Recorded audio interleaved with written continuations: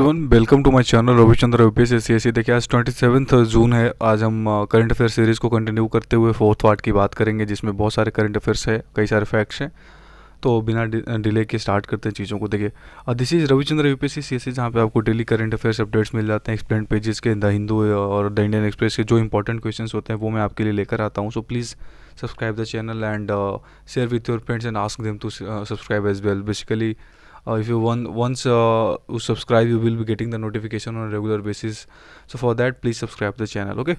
So देखिए question number 1 की start करेंगे। विच of the following has given status of India's first covid vaccine for animals. अभी तक Covishield, Covaxin जो भी हमने स्पुतनिक वगैरह हैं, ये सब ह्यूमंस के लिए थे available. So the question number 1 is what? Which of the following has given status of India's first COVID-19 vaccine for animals? जानवरों के लिए। The options are Corbevax, Zydus Cadila, Ancovax, Novavax. आप ऑप्शन रिपीट कर देता हूँ फिर से। Corbevax, Zydus Cadila, Ancovax, Novavax. Video को पॉज करिए और जवाब दीजिए। देखिए आई थिंक आपने जवाब दे दिया होगा। The right answer is Ancovax. ठीक है, एंकोवैक्स को इंडिया का पहला एनिमल्स के लिए जो कोविड-19 वैक्सीन है वो कंसिडर किया गया है, उसको माना गया है। ये बेसिकली है क्या कि can protect animals against the Delta and Omicron variants of SARS कोविड-19। अब कोविड-19 के जो सारे वेरिएंट्स हैं उसके खिलाफ एक मतलब कितना इफेक्टिव होगा ये हम नहीं कह सकते अभी, पर हाँ वो कोविड-19 वैक्सीन के जो आपके वेरिएंट्स है, like Delta variants, Omicron variants, इन सब वेरिएंट्स के खिलाफ ये बहुत ज़्यादा प्रोटेक्टिव है और एक तरीके का इनएक्टिवेटेड वैक्सीन है। ठीक है, कोई एक्टिवेटेड वैक्सीन नहीं है, it's an inactivated vaccine developed using an infectious part of delta variant. Delta variant के एक इन्फेक्शियस पार्ट का यूज़ करके बनाया गया है। बेसिकली वायरसेस के जो इम्यून सिस्टम होते हैं ना, उसको ही ख़त्म करने के लिए बनाया गया। वो हमारी बॉडी में इम्यून सिस्टम, हम हेल्दी बॉडी उसको फील ही नहीं होने देंगे कि that we are healthy body, इसलिए हमारे ऊपर और इम्पैक्ट करो। नहीं, जो वेरिएंट्स होते हैं, जो वेरिएंट्स के इनएक्टिव पार्ट्स होते हैं, जो इन्फेक्शियस पार्ट होते हैं ना, उन्हीं का यूज करके इसको बनाया गया है। ठीक है, और can be used in Lions के लिए यूज कर सकते हैं इसको, माइस चूहे के लिए यूज़ कर सकते हैं, डॉग्स के लिए यूज़ कर सकते हैं, लेपर्ड्स के लिए यूज़ कर सकते हैं, रैबिट्स के लिए यूज़ कर सकते हैं। सो सारे एनिमल्स के लिए यूज किया जाए ये भी अभी बहुत बड़े पैमाने पे कह नहीं सकते, पर हाँ कई सारे एनिमल्स के लिए यूज़ किया जा सकता है, वो मैंने आपको बताया। क्वेश्चन में ऐसे एग्जाम्पल में बन के आता है कि this can be use for every animal और every living species and all. So आप थोड़ा सा केयरफुल रहिएगा जवाब देते वक्त। देखिए क्वेश्चन नंबर 2 की बात करेंगे। Fernandina island is part of which of the following country. Fernandina island is part of which of the following country. The options are Indonesia, Ecuador, Spain, Venezuela. Fernandina island इसमें से किस country का जो है वो पार्ट है? आपके option है इंडोनेशिया, इक्वाडोर, स्पेन, वेनेजुएला। आई होप आपने आंसर कर दिया होगा। The right answer is Ecuador. देखिए फर्नांडिना आइलैंड न्यूज़ में क्यों था? फर्नांडिना आइलैंड बेसिकली क्वेश्चन पूछा जाए कि नहीं पूछा जाए ये इसके बारे में श्योर नहीं हूँ मैं। पूछ भी सकते हैं, यूपीएससी के क्वेश्चंस में पूछ सकते हैं इतना डीप जाकर। दूसरे एग्जाम्स में तो इतना डीप शायद नहीं पूछेंगे, पर न्यूज़ में इसलिए आ गई थी कि एक केलोनोइडिस फैंटास्टिक्स करके एक टॉर्टोइज है। ऑप्शंस में एग्जाम्स में कई बार ये भी पूछ देंगे कि केलोनोइडीज और फैंटास्टिक्स क्या है, बेसिकली जो भी इसका नाम है वो क्या है। इट्स एन एनिमल और it's a tortoise, dog, what वो। सो आप थोड़ा सा इस चीज़ को केयरफुल रहिएगा कि ये बेसिकली न्यूज़ में आइलैंड इसलिए आया था क्योंकि ये जो टॉर्टोइज जिसको अभी पाया गया, बेसिकली ये एक्चुअली में जो है ना वो फर्नांडिना आइलैंड का पार्ट है। ठीक है, एक जायंट टॉर्टोइज की अगर हम बात करें कि ये फैंटास्टिक जायंट टॉर्टोइज जो है ना वो बेसिकली फर्नांडिना आइलैंड जो इक्वाडोर का पार्ट है वहाँ पे पाई जाती है। ठीक है, और एक्सटिंक्ट एक तरीके की स्पेसीज है, बहुत ही कम स्पेसीज पाई जाती है, बहुत ही कम नंबर में पाई जाती है, पर ये एक्चुअली में कहीं और दूसरे एरियाज़ में पाया गया है। तो इसको जब फाइंड आउट किया गया कि नहीं व्हाट इज़ द रीज़न कि ये कैसे आए, तो ऐसा पाया गया कि वहाँ से जो करेंट्स हैं, ओसेनिक करेंट्स हैं, जो भी स्टॉर्म्स वगैरह होते हैं उसके थ्रू ये बहकर क्या चले आते हैं दूसरे कॉन्टिनेंट्स में, दूसरे ओशंस में चले आते हैं। ठीक है, तो एक क्वेश्चन हो गया कि करंट अफेयर से है। अब फर्नांडिना आइलैंड की डिटेल को देखें तो फर्नांडिना आइलैंड जैसे मैंने आपको बोला इक्वाडोर का पार्ट है, तो बेसिकली जो इक्वाडोर का गैलापागोस आर्कीपेलागो है ना, उसका ये थर्ड लार्जेस्ट और यंगेस्ट आइलैंड है। क्वेश्चन यूपीएससी में ऐसे पूछते हैं फर्नांडिना आइलैंड के बारे में स्टेटमेंट कौन सा सही है? Statement 1, it is the third and the youngest island of Galapagos archipelago और it is a part of what Ecuador, part of Indonesia जो भी है। सो आपको याद रखना है कि गालापागोस आर्कीपेलागो जो आपको मिल जाएगा कहाँ पे, आप अगर मैप को आप अपने पास रखते होंगे तो आप देखोगे कि इक्वाडोर जो साउथ अमेरिकन कॉन्टिनेंट है ना, उसका जो साउथ पैसिफिक वाला पार्ट है उसके लेफ्ट में आप देखोगे इक्वाडोर के, तो एक बहुत छोटे से आइलैंड है गालापागोस, उसको आर्कीपेलागो बोलते हैं। Archipelago is what a chain of islands, बहुत सारे आइलैंड्स मिलकर एक चेन बनाते हैं, उसको आर्कीपेलागो बोलते हैं। जैसे कि मालदीव में आपको मिल जाएगा, मॉरिशस में मिल जाएगा आपको, तो उसका सबसे यंगेस्ट और सबसे बड़ा मतलब तीसरे नंबर का है। उसके अलावा it's an active shield volcano. अब सिल्ड वोल्केनो क्या होता है कि वोल्केनो बहुत तरह के होते हैं ना, तो उसमें सिल्ड वोल्केनो क्या होता है कि सिल्ड आप समझते हो, सिल्ड आपने वॉर मूवीज देखी होंगी, वॉर तरह के वॉर वगैरह की मूवीज, उसमें देखते होंगे सिल्ड यूज करते हैं। सिल्ड क्या होता है, इट्स चौड़ी पट्टी होती है, एक चौड़ी पट्टी जो आपको किसी भी तरीके की प्रहार से या फिर किस तरह के अटैक से बचाते हैं वो आपको, ठीक है। सो एक्टिव सिल्ड वोल्केनो कहने का मतलब, एक्टिव वोल्केनो तो आप समझते हो कि वो कंटिन्यूअसली इरप्ट होते रहते हैं समय समय पे। एक होता है डोरमेंट वोल्केनो जो सालों से इरप्ट नहीं हुआ है, एक ऐसा वोल्केनो जो कभी इरप्ट ही नहीं होता है ना, कभी इरप्ट हुआ था हज़ारों साल पहले, अब नहीं होता। लेकिन एक्टिव वोल्केनो ऐसे हैं जो कभी कभी, जैसे माउंट एतना है, ये जो इतना है आपका इटली में, ये समय समय पे जो है ना उसमें थोड़ा सा वोल्केनो आते रहते हैं। आपको यहाँ पे मिल जाएंगे, क्या नाम है, इंडोनेशिया में थोड़े बहुत समय समय पे मिल जाएंगे। सो एक्टिव सिल्ड वोल्केनो की बात करेंगे तो ये थोड़ा सा लावा वोल्केनो से अलग होता है। लावा वोल्केनोज क्या होते हैं कि अंदर से लावा निकला और वो बहुत ज़्यादा स्टोर हो गया एक कोनिकल शेप में।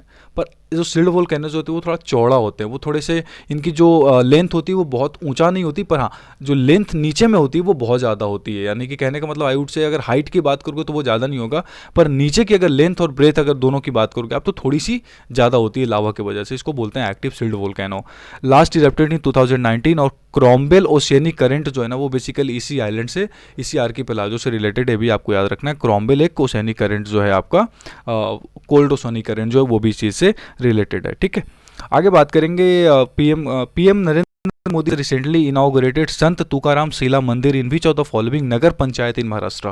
देखिए क्वेश्चन को ध्यान से पढ़िए। क्वेश्चन में आपको सिंपली कोई एग्जाम में भी पूछ सकते हैं कि संत तुकाराम शिला मंदिर का उद्घाटन जिसे प्रधानमंत्री ने अभी किया था वो किस राज्य में है, तो आंसर होगा महाराष्ट्र। मैंने इसको थोड़ा डीप करा है कि नगर पंचायत में कौन सा, अभी क्यों नगर पंचायत में किया वो उसकी भी बात करूंगा मैं।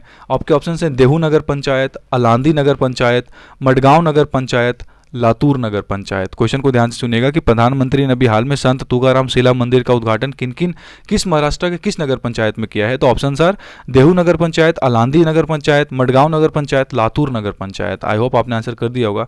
The right answer is Dehu Nagar Panchayat. देखिए आंसर को डिटेल करने से पहले मैं आप सबसे रिक्वेस्ट करूंगा कि जो यूपीएससी स्क्रीनशॉट करके मेरा जो ट्विटर प्रोफाइल है उसको आप प्लीज़ सब्सक्राइब करिए, प्लीज़ उसको फॉलो करिए, जहाँ पे आपको कंटिन्यूअसली बहुत सारे अपडेट्स मिल जाएंगे। हर मुझे लगता है दिन भर में 20 से 25 ट्वीट्स ऐसे मिल जाएंगे आपको जो बहुत ही काम के होते हैं। So please follow the UPSC screenshot on Twitter and follow BPSC farewell on Telegram channel, जहाँ पे आपको एमसीक्यूज, करंट अपडेट्स और बहुत सारी चीज़ें आपको बीपीएससी फेयरवेल में मिलेंगी, बहुत सारी चीज़ें, ठीक है। बेनिफिशियल चीज़ें आपको इजीली मिल जाएंगी।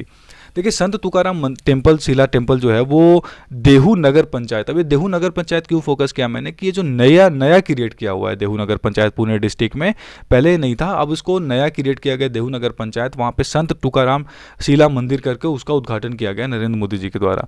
अब संत तुकाराम कौन थे, देखो भक्ति संत थे, ये याद रखना, यूपीएससी परस्पेक्टिव से मैं बता रहा हूँ। भक्ति संत थे संत तुकाराम जी, और इन्होंने लिखा था अभंग लिखा था। अब अभंग क्या होता है वो आपको पता होना चाहिए।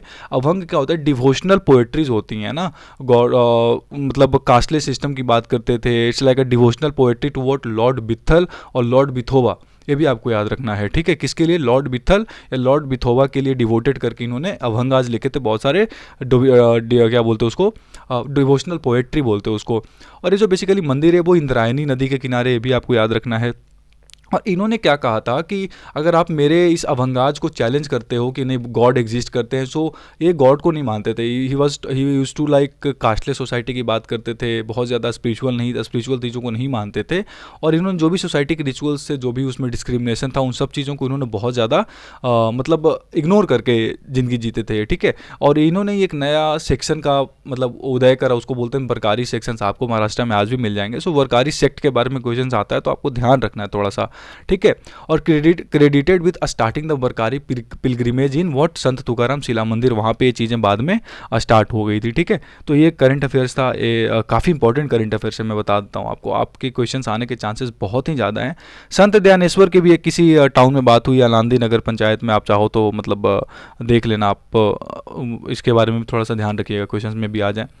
इंडिया की रैंकिंग आपको पता है इन्वायरमेंटल परफॉर्मेंस इंडेक्स में 180 आई है, 168 थी लास्ट ईयर, 180 हो गई इस साल। बहुत ही ख़राब रैंकिंग है हमारी, 180 देशों में लास्ट हैं हम।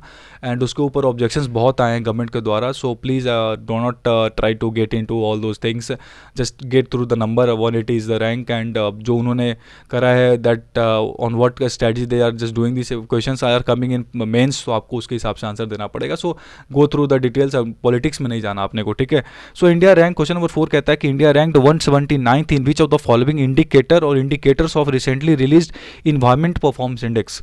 भारत की जो रैंकिंग है इन्वायरमेंटल परफॉर्मेंस इंडेक्स में ओवरऑल तो 180 है, पर उसके किस इंडिकेटर में भारत की रैंकिंग 179 है? आपके ऑप्शन हैं biodiversity indicator, air quality indicator, both, none of the above. So question को समझे आप? उसने बेसिकली क्या होता है कि 40 इंडिकेटर्स होते हैं जिसके ऊपर ये रैंकिंग्स देते हैं कंट्रीज़ की। तो 180 रैंक तो हमारी ओवरऑल इंडिकेटर्स में आई है, पर उसमें किसी इंडिकेटर्स में ना हमारी रैंक 179 है। वो मैं आपसे पूछ रहा हूँ कि सबसे खराब रैंकिंग जो हमारी है वो इन्हीं सब इंडिकेटर्स में। आपके ऑप्शंस मैंने दिए बायोडाइवर्सिटी, एयर क्वालिटी, दोनों या none of the above. I hope the right answer आपने कर दिया होगा। The right answer is both. अब आपको इसको डिटेल में देखना है तो मेरा ये जो इन्वायरमेंटल परफॉर्मेंस इंडेक्स 2022 जो मैंने 11 जून को बनाया था, वो आप प्लीज़ एक बार देख लेना। उस पर मैंने सारा डिटेल कर दिया है कि कौन कौन से इंडेक्स में क्या रैंकिंग रही है हमारी और कितने सालों में आता है, 2 सालों में एक बार रिलीज़ होता है, कौन रिलीज़ करता है, वो सब बताया मैंने ने। आपको याद होना चाहिए, आप थोड़ा सा देख लोगे तो आपको भी याद रहेगा। टॉप करा है डेनमार्क ने। एक छोटा सा दे देता हूँ आपको हिंट, एलए और कोलंबिया यूनिवर्सिटी मिलकर इसको वो करते हैं, 2 सालों में एक बार आता है, ठीक है। The question number 5 is what Ramsay-Hunt syndrome, a rare neurological disorder, is caused by which of the following virus? देखिए वायरस को मैंने हाईलाइट करा है तो आपको बस ये भी याद रखना है कि रामसे-हंट सिंड्रोम किससे होता है? वायरस से होता है। तो एक तरीके का न्यूरोलॉजिकल डिसऑर्डर है जो किस वायरस के द्वारा होता है? आपके ऑप्शन हैं varicella zoster virus, papova virus, Melaka virus, hanta virus. आपके ऑप्शन हैं varicella zoster virus, papova virus, Melaka virus, hanta virus. The right answer I hope आपने दे दिया होगा। The right answer is what? Varicella zoster virus. अब देखिए इसके बारे में मैंने अपने यूपीएससी स्क्रीनशॉट्स और बीपीएससी फेयरवेल दोनों पे बात करी थी। बेसिकली ये करंट में क्यों है क्योंकि आपके जो जस्टिन बीबर हैं, बहुत बड़े सिंगर हैं हमारे हॉलीवुड में, उनको जो है ना बेसिकली सिंड्रोम हो गया है, रैमसे हंट सिंड्रोम। जिनका एक साइड का जो चेहरा है ना वो पूरा मतलब थोड़ा सा बहुत ही अजीब सा लग रहा है, फूला हुआ है, बहुत ही मतलब अजीब लग रहा है, नो डाउट बहुत ही मतलब ख़राब लगता है वो देखने में। So basically Ramsay Hunt syndrome जो एक तरीके का न्यूरोलॉजिकल जो डिसऑर्डर है वो होता है वेरिसेला जोस्टर वायरस है। और ये सेम वायरस जो है ना ये आपको चिकन बॉक्स भी बच्चों में करता है। छोटे बच्चों में चिकन बॉक्स जो होता है वो वेरिसेला जोस्टर वायरस की वजह से ही होता है, पर बड़ों में जाकर ये जो वायरस है वो रामसे हंट सिंड्रोम के रूप में कन्वर्ट करके उनको मतलब रामसे हंट सिंड्रोम क्रिएट करता है एडल्ट्स में, ठीक है। इसके अलावा ये थोड़ा सा सिंगल्स करके भी एक बीमारी होती है बच्चों में, हेर्प्स जोस्टर की वजह से, वो भी आता है। ये भी आप याद रखिएगा, यूपीएससी क्वेश्चन करते हैं इस तरह के। बेसिकली एक तरीके का रामसे हंट सिंड्रोम जो है ना वो बेसिकली एक तरीके का इनएक्टिव वायरसेस के मतलब होता क्या है कि रिएक्टिव होने से हो जाता है। ये सब वायरसेस इनएक्टिव होते हैं, पर इनको जैसे ही आपकी हेल्दी बॉडी में थोड़े से भी इम्यूनिटी में प्रॉब्लम दिखती है, देखो वायरस आपकी बॉडी में तभी इंपैक्ट करता है जब आपकी बॉडी बहुत हेल्दी हो और इम्यून सिस्टम कमजोर हो अंदर से, ठीक है। उसको हेल्दी बॉडी दिख रही है पर इम्यूनिटी उसको कमजोर दिखेगी, वो तुरंत अटैक करेगा। सो जो रामसे हंट सिंड्रोम है बहुत ही ज़्यादा मतलब रेयर डिजीज़ है, ऐसा नहीं कि हर किसी में पाया जाता है। यूएस में देखा गया कि 1 लाख में 2 या 3 लोगों को ये चीज़ होती है। So it's a very rare disease तो आपको याद रखना है कौन से वायरस की वजह से होता है। और इसके ऊपर डिटेल्ड मैंने आपको जो है इस पर बता दिया है, टेलीग्राम और यूपीएससी दोनों पे स्क्रीनशॉट्स दोनों पे मैंने इसके ऊपर बात की है, तो आप किसी के ऊपर भी जाकर इसको पढ़ सकते हैं। क्वेश्चन नंबर 6 बहुत इंपॉर्टेंट, वेरी वेरी इंपॉर्टेंट। धरोहर, the national museum of customs and GST is recently inaugurated by finance minister in which of the following city? धरोहर करके जो national museum of customs and GST है उसका उद्घाटन finance minister के द्वारा किस सिटी में किया गया है? आपके ऑप्शन हैं पणजी गोवा, केवाड़िया गुजरात, मैंगलोर कर्नाटका, वाइजग आंध्र प्रदेश। आपके ऑप्शन समझ गए होंगे आप, Panaji Goa, Kevadia Gujarat, Mangalore Karnataka, Vizag Andhra Pradesh. The right answer is Panaji. ये बहुत इंपॉर्टेंट क्वेश्चन है। गोवा की राजधानी पणजी में जो हमारे देश के फाइनेंस मिनिस्टर निर्मला सीतारमण जी, उन्होंने जो कस्टम म्यूजियम है, जो जीएसटी म्यूजियम है, उसका उद्घाटन करा है। वो 2 स्टोरी बिल्डिंग है, 2 महल की बिल्डिंग को ब्लू बिल्डिंग बोलते हैं। और उस जमाने में जब पोर्तुगीज उसके ऊपर रूल किया करते थे तो उसको अल्फांडेगा बोला करते थे। तो ये सब वर्ड्स इसलिए बहुत इंपॉर्टेंट है, एक बार गो थ्रू कर लोगे, सुन लोगे ना तो आपको याद रहेगा सारा कुछ। अल्फांडेगा बोला करते थे उसको पोर्तुगीज जब रूल करते थे, और मांडवी नदी के किनारे ये बसा हुआ है बेसिकली। ये कस्टम डिपार्टमेंट जो भी एयरपोर्ट्स वगैरह पे या फिर जो भी शिप्स वगैरह से चीज़ों को ये पकड़ते हैं, उसको कैच करते हैं, जीएसटी डिपार्टमेंट जो भी इन चीज़ों को पकड़ती है वो सारे की वहाँ पे क्या करी जाएगी, एक तरीके का म्यूजियम बना कर रखा जाएगा। उसके अलावा एक बैटल ऑफ बिट्स गैलरी भी है, जहाँ पे जो कस्टम डिपार्टमेंट और जो इनके पीछे इंडल्ज होता है, स्मगलर्स होते हैं, उनके बीच में जो किसी तरीके की फाइट होती है छोटी मोटी, उन सबको शो ऑफ करते हुए एक बैटल ऑफ बिट्स गैलरी भी बनाया गया है। तो आपको ये चीज़ याद होना चाहिए, बहुत इंपॉर्टेंट क्वेश्चन है ये। क्वेश्चन नंबर 7 भी बहुत इंपॉर्टेंट है। बत्सगान टेम्पल या Gandan monastery is located in which of the following country. Gandan monastery ज़्यादा इंपॉर्टेंट है, या फिर आप डिटेल में पूछ देगा तो बत्सगान टेम्पल भी पूछ सकता है कि किस देश में है। आपके ऑप्शन है Cambodia, Mongolia, Bhutan, Bruny. Cambodia, Mongolia, Bhutan, Bruny. सोचिए, राइट आंसर इज, मैं दे देता हूँ आपको, the right answer is Mongolia. देखिए न्यूज़ में क्यों है कि ये जो भारत के लॉ मिनिस्टर है ना किरण रिजिजू जी, ये मंगोलिया गए हैं। जो बुद्धा रिलिक्स है हमारे देश में बहुत सारे, उनमें से कुछ बुद्धा रिलिक्स को जो 24 बुद्धा रिलिक्स जो हमारे पास है, उसमें से 4 बुद्धा रिलिक्स को लेकर जो है 25 मेंबर की डेलीगेशन मंगोलिया गए हैं। मंगोलिया में जाकर 11 दिन की विजिट होगी, जहाँ पे इनको शो ऑफ किया जाएगा। ये पूरा डिटेल जो है ना वो स्क्रीनशॉट लगा दिया है मैंने यहाँ पे, आप इसको एक बार जरूर पढ़िएगा, इसके अंदर की चीज़ें क्या है, कहाँ के कपिल वस्तु जो है वहाँ से मिला था, पूरा शक के क्लैन से बिलोंग करता है ना। ओवरऑल जो भी डिटेल्ड है इसके ऊपर मैंने बात कर ली है, तो आप थोड़ा सा एक बार इसको देख लीजिएगा, इस वीडियो को अंत ये इस स्क्रीनशॉट के ऊपर पढ़ लीजिएगा ना, बहुत सारे इसमें डिटेल्ड है, बहुत ज़्यादा तो नहीं है, पर हाँ जो भी चीज़ें वो मैं आपको बता दे रहा हूँ। मंगोलिया लेकर के जाया जा रहा है वहाँ शो ऑफ करने के लिए। लास्ट टाइम, इसके पहले भी ऐसा नहीं कि पहली बार गया है, पहले भी ये जा चुका है कहीं कहीं, इंडोनेशिया में भी जा चुके हैं 1-2 बार तो लेकर, फिर उसके अलावा श्रीलंका भी जा चुका है। ये जो रिलिक्स होते हैं बुद्धा की, जो इनको मुकुट बोलते हैं लिटरली, हमें मिला था कपिल वस्तु पे, जब हम ASI इसके वो कर रहे थे ना, आर्कियोलॉजिकल सर्वे ऑफ इंडिया, जब वहाँ पे एक्सकवेशन कर रहे थे तो हमें इस तरह की चीज़ें वहाँ पे मिली थी। ठीक है, ये सारी जो भी चीज़ें वहाँ है वहाँ दिखाया जाएगा, क्या नाम है, मंगोलिया में। ठीक है, the question number 8 is very important. Lake Issyk Kul या आइजक कूल, जो भी इसको पढ़ते हैं, news is located in which of the following Central Asian country. Lake Issyk Kul किस सेंट्रल एशियन कंट्री में है? आपके ऑप्शन हैं Tajikistan, Turkmenistan, Kyrgyzstan, Uzbekistan. Tajikistan, Turkmenistan, Kyrgyzstan, Uzbekistan. The right answer is Kyrgyzstan. देखिए news में क्यों, news में बहुत इंपॉर्टेंट कारण से है कि ये जो ब्लैक डेथ हुई थी ना 14th सेंचुरी में पूरी दुनिया में, जिसने तबाही मचाई थी, ब्लैक डेथ जो प्लेग हुआ था वो बेसिकली किसके वजह से हुआ था? Bacterium Yersinia pestis. ये भी इंपॉर्टेंट क्वेश्चन है, भी याद रखिएगा कि ब्लैक डेथ किस के वजह से हुआ था, किस बैक्टीरिया की वजह से हुआ था? Bacterium Yersinia pestis. ठीक है, इसने क्या किया था कि रिसर्चर्स को मजबूर किया कि आखिर इसकी ओरिजिन कहाँ से थी। तो ओरिजिन जो उन्होंने पता करा, रिसर्च करा, बहुत ज़्यादा DNA वगैरह की स्टडी करी, तो आज ये पाया कि इसका जो आज का जो मॉडर्न किर्गिस्तान देश है ना, वहाँ पे इसकी ओरिजिन पाई गई है, लेक आइजक कूल के पास। ठीक है, लेक आइजक कूल जो यहाँ कहाँ पे है, किर्गिस्तान में, वहाँ पे जाकर इसकी बेसिकली ओरिजिन को इन्होंने फाइंड आउट करा। इसके अलावा इसमें एक और इंपॉर्टेंट क्वेश्चन है कि जो सेंट्रल एशियन स्ट्रेन है ना, जिन्होंने एपिडेमिक काउज्ड करा था, ये बहुत बड़ी लेवल की पैंडेमिक थी लिटरली, ये एक तरीके का वहाँ पे एक माउंटेन है, तियान सान माउंटेन्स, वहाँ से पाया गया था। ठीक है, वहाँ पे इसका ओरिजिन मिला है। तो आपको ये चीज़ याद होना चाहिए, तियानसेन माउंटेन्स कहाँ है, लेक आइजक कूल कहाँ पे है। दोनों इंपॉर्टेंट क्वेश्चंस मैंने आपको बता दी। ब्लैक डेथ बैक्टीरियम आर्सिना पेस्टिस की वजह से 14th सेंचुरी में हुआ था, यूरोप में बहुत तबाही मचाई थी इसने। ठीक है, क्वेश्चन नंबर 9 की बात करेंगे। Palong Khali forest and Kutupalong area, Palong Khali forest and Kutupalong area in news are located in which of the following country? Myanmar, Bangladesh, India, South Africa. Myanmar, Bangladesh, India, South Africa. ये क्वेश्चन यूपीएससी के परस्पेक्टिव से बहुत इंपॉर्टेंट प्लेसेस इन न्यूज़ में question बनकर आ सकता है। पैलोंग Khali forest और कुतुपालोंग एरिया किस न्यूज़ में है? The answer is Bangladesh. देखिए इसका डिटेल पार्ट तो कुछ ऐसा है नहीं, मैं बता देता हूँ कि ये जो रिफ्यूजीज़ जो है ना वहाँ पे म्यांमार से भागकर आए थे बांग्लादेश में, जो रोहिंग्या रिफ्यूजी हैं, उनसे रिलेटेड जो एरियाज़ हैं इनके ऊपर न्यूज़ में था, जहाँ पे उनको बसाया जा रहा है। भसनचार आइलैंड जो है इंडियन ओशन में, जो बे ऑफ बंगाल में, उनके चारों तरफ बसाया जा रहा है, तो उसकी वजह से न्यूज़ में था। तो मैंने सोचा एक बार आपसे इसके ऊपर डिस्कस कर ले, मैं भी पूछ सकते हैं। Question number 10 and the last question is that what is the rank of India in world competitiveness index 2022? इस साल की जो वर्ल्ड कम्पिटिटिवनेस इंडेक्स आई है उसमें भारत की रैंकिंग कितनी है? आपके ऑप्शन से 43rd index, 43rd, 37th, 46th, 33rd। 33 आई है, 46 है, 37 है, 43 है, क्या है बोलिए? The right answer is 37th। Bharat की रैंक जो है वर्ल्ड कम्पिटिटिवनेस इंडेक्स 2022 में कितनी है? 37वें नंबर पे है। पिछली बार हम 43 थे, इस साल हमने 6 नंबर की प्रोग्रेस करी है। So that's a good for us. So please this was all about the video जो मैंने आपको बता दिया। इसमें 10 क्वेश्चंस के साथ बहुत सारे फैक्ट्स दिए गए हैं आपको। So thanks for watching. Please like comment share and subscribe my channel Ravichandra UPSC CSC and try to follow the links जो मैं आपको बोलता हूँ। डिस्क्रिप्शन में बहुत सारी इंपॉर्टेंट चीज़ें मैं आपको कमेंट वगैरह में डाल देता हूँ, so please go there. PDF आपको वहाँ से मिल जाएगा।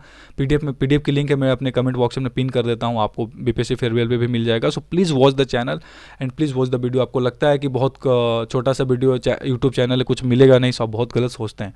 आई will be giving you more than content than any other channel gives you.